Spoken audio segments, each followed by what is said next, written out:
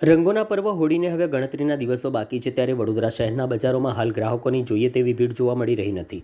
ધાણી ખજૂર વેચતા વેપારીઓ શનિ રવિની રજામાં ગ્રાહકી વધે તેવી આશ રાખીને રહ્યા છે, પરંતુ હાલમાં બજારમાં મર્યાદિત ખરીદી જોવા મળી રહી નથી.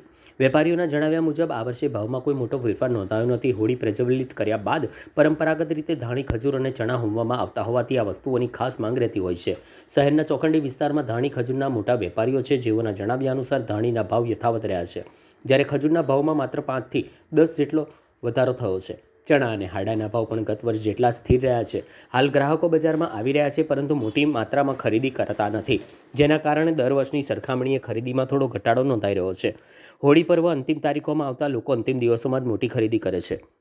શનિ રવિની રજાને ધ્યાનમાં રાખીને વેપારીઓને આશા છે કે આગામી દિવસોમાં ગ્રાહકી વધશે અને અંતિમ દિવસોમાં બજારમાં રોનક જોવા મળશે. વેપારીઓએ વધુમાં જણાવ્યું હતું કે શહેરી વિસ્તારોની તુલનાએ ગ્રામ્ય વિસ્તારોમાં હોળી પ્રત્યે વધુ ઉત્સાહ જોવા મળે છે. પંચમહાલ, છોટાઉદેપુર, ભરૂચ સહિત આસપાસના ગ્રામ્ય વિસ્તારોમાંથી લોકો વડોદરા આવી મોટી માત્રામાં ધાણી ખજૂર અને ચણાની ખરીદી કરતા હોવાની માહિતી વેપારીઓએ આપી હતી.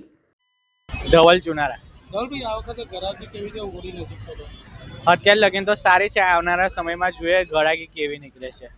અને ખજૂરના ભાવમાં એમાં આ વખતે વધારો થયો, ઘટાડો થયો? આ ફેરી ખજૂરના ભાવમાં વધારો છે. માલની અછત હોવાના કારણે ખજૂરના ભાવ હાઈ છે અત્યારે. અચ્છા, એની અસર કંઈ પડી છે ગ્રાહકો પર?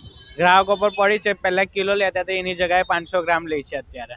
હવે થોડાક જ દિવસ બાકી છે તો ગરાકી નીકળી છે ખરી અત્યારે શનિ રવિમાં? અત્યારે શનિ રવિ છે એટલે ગરાકીનો રિસ્પોન્સ અત્યારે સારો છે. આવનારા સમયમાં જોઈએ કેવો છે. શું ભાવ છે ખજૂર અને એમાં? અત્યારે એક ખજૂર છે 80ના ભાવની છે, 100 રૂપિયાના ભાવની છે.